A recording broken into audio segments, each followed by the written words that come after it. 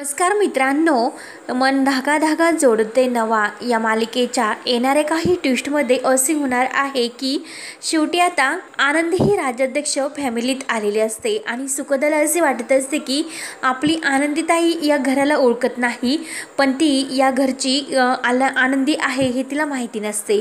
परंतु घरात आनंदी आल्यानंतर तिला असे वाटत असते की कल्याणीताई आहे, पण सर्वजण तिला आनंदी आनंदी का करतात आणि सर्वजण आनंदी बरोबर ओळख असण्यासारखे गप्पा का करतात हा सुखदाला खूप मोठा प्रश्न पडलेला असतो. तेव्हा मात्र आनंदी ही सुखदाला काही सांगण्याचा प्रयत्न तर करत नाही आणि ती सुखदापासून सर्व काही लपवण्याचे ठरवते, कारण सुखदाला आणि सार्थकला एकत्र तिला आणायचे असते म्हणून तिने हे सर्व केलेले असते.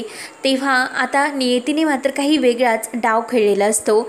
शेवटी आनंदी आणि सार्थक तर एकत्र येणारच असतात, परंतु सुखदाला हे सर्व जेव्हा माहिती होते तेव्हा सुखदाने आपल्या प्रेमाचा खूप मोठा त्याग केलेला असतो आणि सार्थकच्या मनात तर हा आनंदीविषयी राग असतो. सुखदा ही सार्थक आणि आनंदीला एकत्र करण्याचा प्रयत्न करते, परंतु आनंदीने सार्थकचा खूप मोठा गैरसमज केलेला असतो.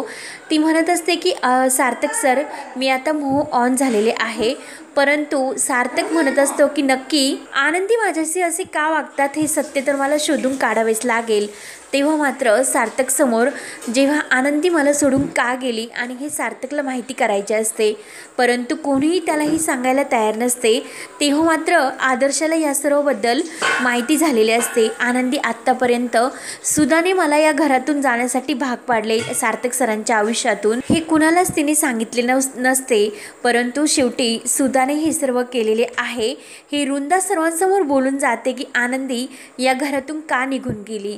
तेव्हा सर्वांना समजलेले असते की सुधाच या आनंदीला घरातून बाहेर काढण्यासाठी कारणीभूत आहे.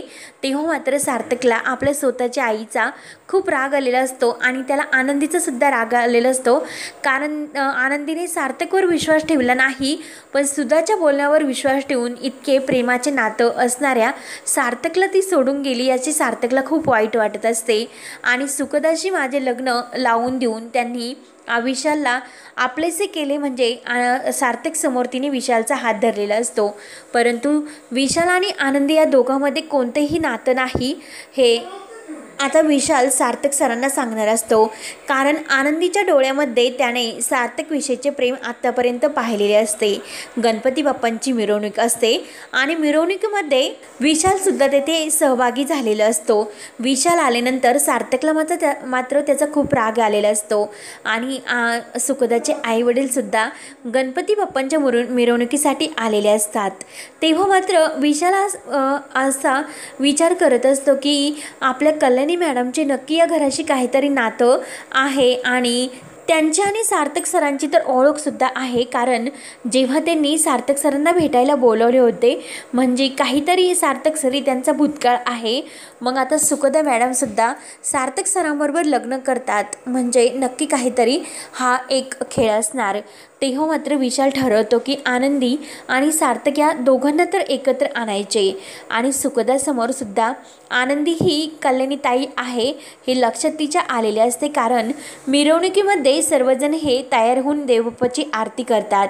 आरती झाल्यानंतर सर्व काही सार्थक सर्वांना आरती देत असतो आणि त्या आरतीमध्ये आदर्श सर्वांना विचारतो की गणपती बाप्पांची मिरवणूक झाली आणि आता आरती सर्वांनी घेतली का. तेव्हा मात्र सार्थक म्हणून जातो की मिस आनंदी तर राहिल्या ना, कारण सार्थकचे अजूनपर्यंत आपल्या आनंदीवर अतूट प्रेम असते, परंतु आनंदी ही सार्थकपासून लांब जाण्याचा प्रयत्न करत असते. तेव्हा मात्र विशालच्या हे सर्व काही लक्षात येते, कारण सार्थक सर आनंदीवर अजूनसुद्धा प्रेम करतात आणि कल्याणी मॅडमला आपले ते आनंदी म्हणतात हे सुखदाच्या सुद्धा लक्षात आलेले असते. सुखदा लगेच सार्थकला विचारते की अरे सार्थक, तू कल्याणीताईला आनंदी का म्हटलास. तेव्हा मात्र आनंदीला आता काय उत्तर द्यावे ते तर कळतच नाही, परंतु विशाल या दोघांना एकत्र आणण्याचा प्रयत्न करतोच. तेव्हा मात्र तो सार्थकला बाजूला बोलावून घेतो आणि सार्थक सरांना म्हणत असतो की नक्की कल्याणी मॅडम आणि तुमचे काय नातं आहे? जेव्हा कल्याणी मॅडमने मला येथे भेटायला बोलावले होते आणि तुम्ही त्या दोघे एकमेकांबरोबर असे काय बोलत होते? कल्याणी मॅडमनी तुमच्याबरोबर असलेले नाते का तोडले? असं कोणतं नातं तुमच्यात होते? तेव्हा लगेच सार्थक हे सर्व काही विशालला सांगतो आणि विशालला सांगितल्यानंतर विशालला तर खूप मोठा धक्का बसतो. कारण आत्तापर्यंत आनंदीने म्हणजे या कल्याणीताईंनी आपण आनंदी आहोत हे सत्य तर लपून ठेवले होते. म्हणजे नक्की काहीतरी आपल्या आनंदी मॅडमने खूप मोठा त्याग केला आणि हा नक्की कोणासाठी तरी त्यांनी केलेले आहे. तेव्हा विशाल हा सर्व काही सांगतो की माझ्यामध्ये आणि कल्याणी मॅडममध्ये कोणतेही असे संबंध नाहीत. कारण आमच्या कल्याणी मॅडम ह्या आल्यापासून आश्रमातील सर्व कारभार सांभाळतात आणि त्यांनी आमच्या आश्रमात येणाऱ्या प्रत्येक पेशंटला इतके मदत करून आणि प्रेमाने समजावून त्यांचे उपचार करून त्यांना जीवनदान दिलेले आहे. मग इतक्या सर्वांशी चांगल्या वागणाऱ्या सार्थक सर आणि तुम्ही कल्याणी मॅडम असे वेगळे का झालात? तेव्हा मात्र सार्थक सर्व काही विशालला सांगतो की आत्तापर्यंत मी आनंदीवर खूप प्रेम करत होतो, परंतु त्या दिवशी आनंदीने मला तुमच्याबरोबर जे काही नातं आहे ते सांगितले आणि तुमचा हात धरून आनंदी तुम्हाला घेऊन गेली. मग तुमच्यामध्ये असे कोणतं नातं आहे का? तेव्हा विशाल म्हणतो की नाही, कारण आनंदी जेव्हापासून आश्रमात आल्या तेव्हापासून त्यांनी कुणालाच हे सत्य सांगितले नाही आणि त्यांचा भूतकाळ तो कधीच कुणाला सांगायला तयार नसतात. परंतु आतमधून त्या पूर्णपणे तुटून गेलेल्या होत्या आणि त्यांच्याजवळ तुमचा एक फोटो होतो. त्या फोटोजवळ दिवस रात्र त्या फोटोकडे बघत त्यांच्या डोळ्यामध्ये अश्रू येत होते. परंतु मी त्यांना विचारण्याचा खूप प्रयत्न केला, परंतु त्यांनी त्यांच्या भूतकाळाबद्दल कधीही कुणाला सांगितले नाही.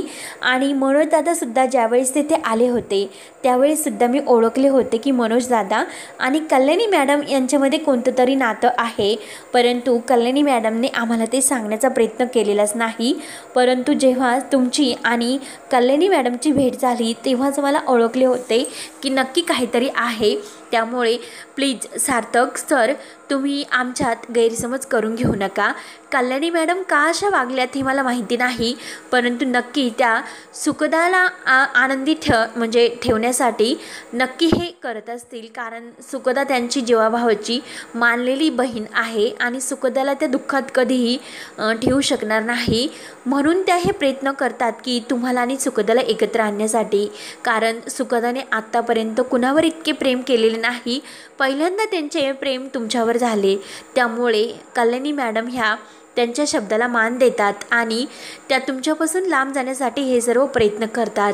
एकदम त्या दिवशी माझा हात धरला आणि हात धरून त्यांनी मला पुढे गेल्यानंतर सर्व काही हात सोडून मी त्यांना विचारण्याचा खूप प्रयत्न केला, परंतु त्या मला असे म्हटले की वेळ आल्यानंतर विशाल मी तुला सर्व काही सांगेन. मी मनामध्ये कल्याणी मॅडमवर खूप प्रेम करत होतो, परंतु कल्याणी मॅडमने कधीही त्या नजरेने माझ्याकडे बघितलेले नाही. तेव्हा मात्र सार्थकच्या लक्षात येते की आपली आनंदी अजूनसुद्धा आनंदी आहे. म्हणून सार्थक आनंदीला रूममध्ये बोलावून घेतो आणि रूममध्ये आल्यानंतर तो आनंदीला म्हणत असतो की आनंदी सांगा, असे काय कारण होते की तुम्ही त्या दिवशीसुद्धा माझ्या बरोबर खोटं वागलात? तेव्हा आनंदी म्हणते की नाही सार्थक सर, मी तुमच्यावर आता प्रेम करत नाही आणि मी विशालबरोबर लग्न करणार आहे. मी मोह ऑनसुद्धा झाले. तेव्हा सार्थक म्हणतो की नाही, मला विशालने सर्व काही सत्य सांगितले, त्यामुळे तुमच्या कोणत्याही शब्दावर मी विश्वास ठेवणार नाही. असे नक्की काय कारण आहे की तुम्ही मला सोडून गेलात? आणि मला माहिती आहे की हे सर्व तुम्ही आईमुळे केले आणि माझ्या सुखासाठी हे सर्व तुम्ही केले.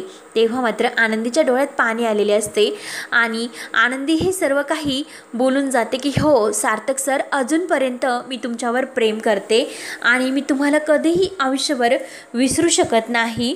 म्हणून सार्थक आणि आनंदी प्रेमाने एकत्र येतात आणि हे जेव्हा सुखदाला समजलेले असते तर सुखदाला खूप मोठा असा धक्का बसलेला असतो. तेव्हा सुखदा ठरवते की आता आपण या दोघांपासून लांब जायचे, कारण या दोघांच्या मध्ये आपल्याला यायला नको. हे तर एकमेकावर इतके प्रेम करतात त्यात मग आपण आपल्या प्रेमाचा त्याग द्यायला हवा। म्हणून आता ऐन मोक्याच्या वेळीच सुखदाही तिच्या प्रेमाचा त्याग करून शेवटी आनंदी आणि सार्थक या दोघांना पुन्हा लग्नबंधनात अडकून त्यांना एकत्र करून ती निघून जाणार असते। तर आता पुढे काय काय होत राहणार, आनंदी सार्थक कसे एकत्र येत राहणार हे बघण्यासाठी आपल्या चॅनलला नक्की सबस्क्राईब करत राहा। धन्यवाद।